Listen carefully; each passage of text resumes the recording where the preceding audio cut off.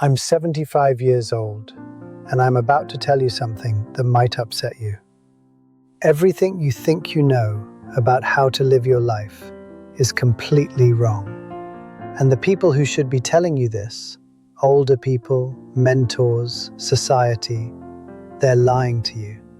Or maybe they just forgot the truth themselves. I spent 45 years believing the same lies you probably believe right now. That I had time, that playing it safe was smart, that someday I'd do the things I really wanted to do, that life was a practice run and the real living would happen later. I'm 75 now. If I could go back and talk to my 30-year-old self, I'd shake him.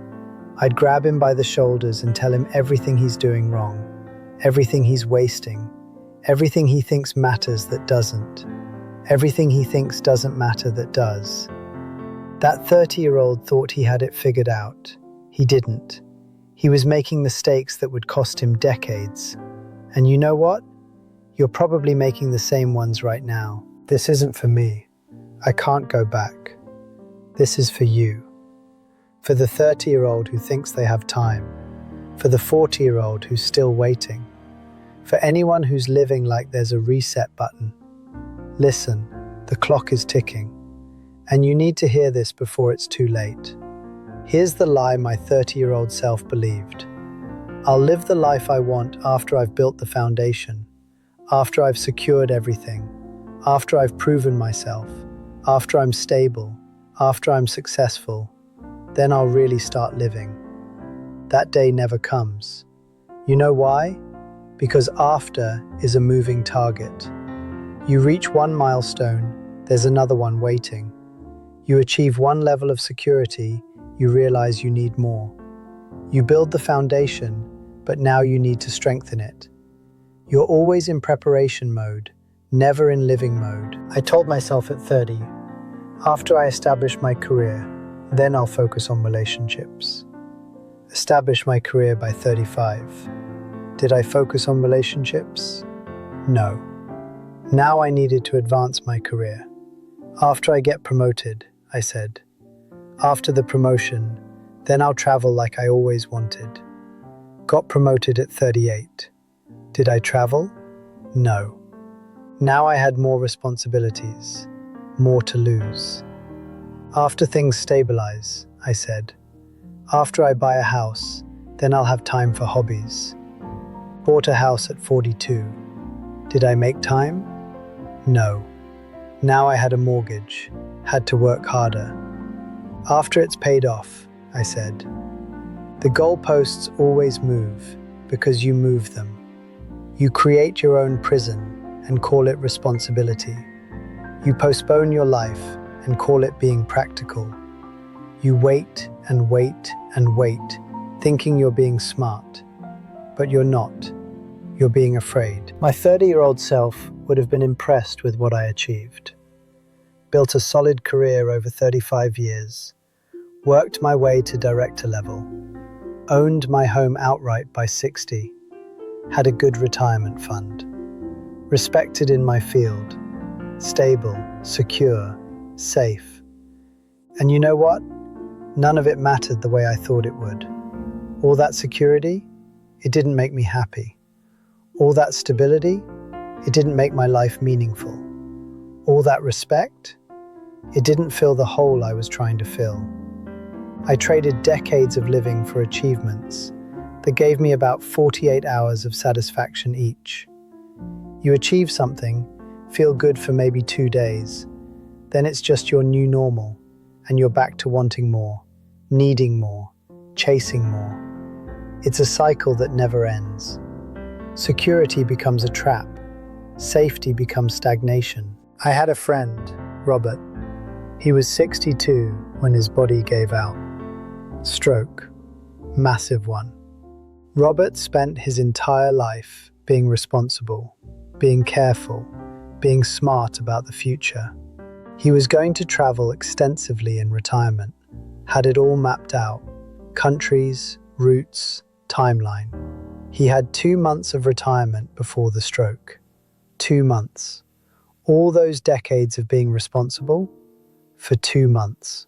His last words to me in the hospital were, "I thought I had time." He didn't. None of us do. Is that what you want? To die realizing you spent your entire life preparing to live instead of actually living? Because that's what my 30-year-old self was doing. Preparing. Always preparing. Never living.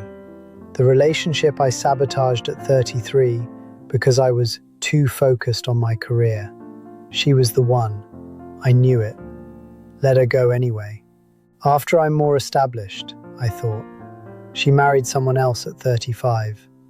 I think about her still. The year abroad I wanted to take at 31. Teaching English in South Korea. Declined it. Too risky, I thought. After I'm more secure. I never got another chance. That door closed. Forever. My nephew wanted me to teach him guitar when he was 12. I played guitar back then. When I have more time, I kept saying. He's 35 now. Never learned. I stopped playing at 36 because I was too busy. Haven't touched a guitar in 39 years. The novel I started at 29. First 3 chapters were good, really good. I'll finish it when I have more time, I said. I'm 75. It's still 3 chapters. All those decades I thought I'd have to write it. My parents in their final years. Both lived into their 80s. I visited maybe once a month. Hour visits. Duty visits. I'll spend more quality time after I retire, I thought. They were gone before I retired. All those conversations we never had. All that time I thought I'd have. The missed opportunities. The roads not taken. The love you didn't express because you were waiting for a better time.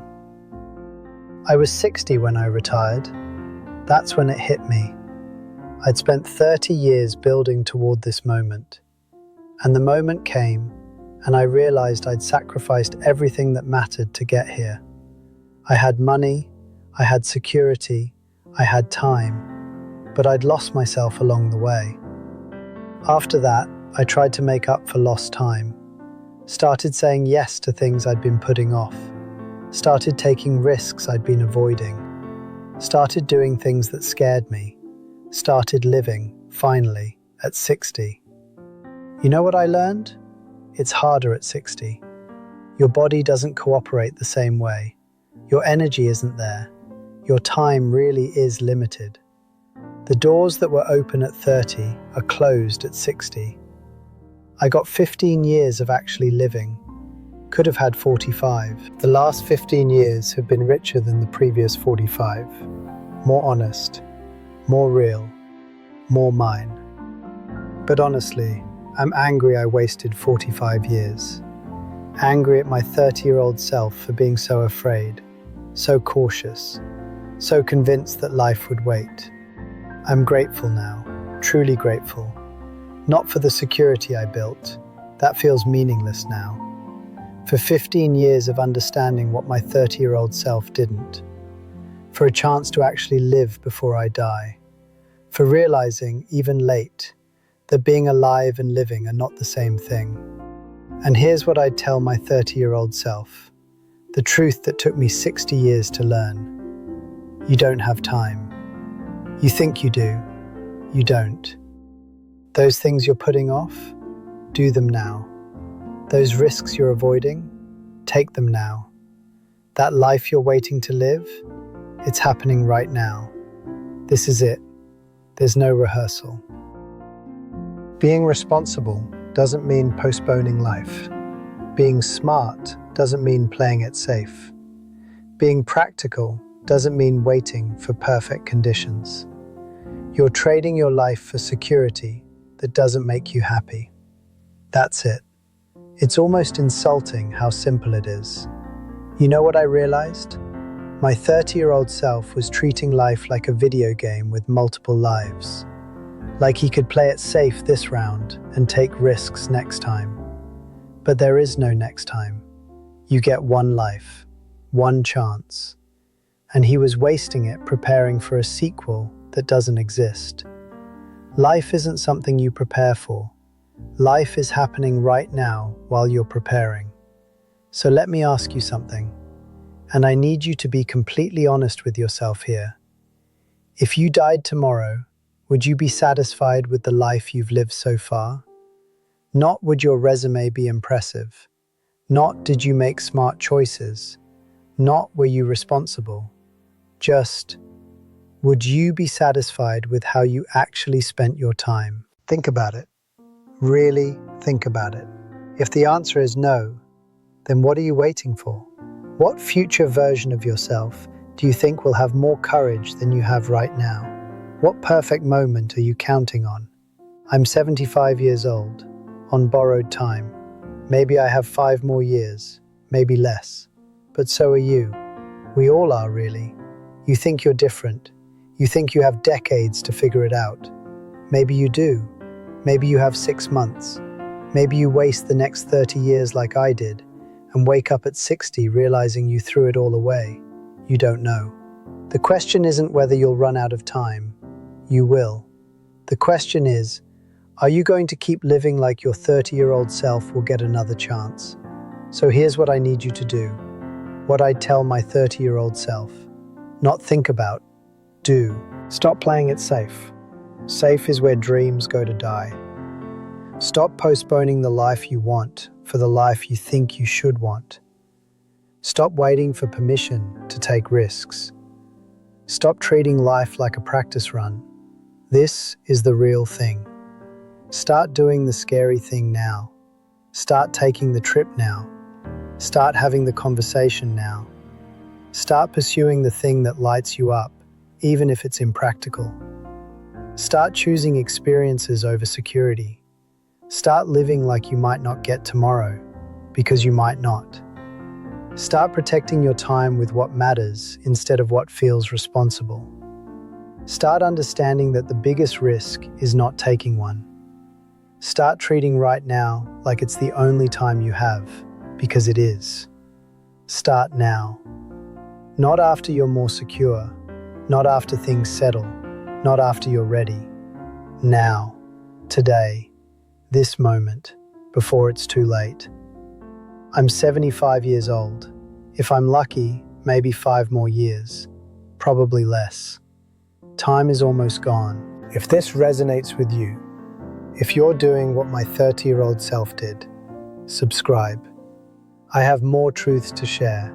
And honestly, I don't know how much time I have left. Leave a comment. Tell me what you're going to do differently. Not what you're planning to do after things stabilize. What you're going to do now. What you're going to stop postponing. Because the clock is ticking.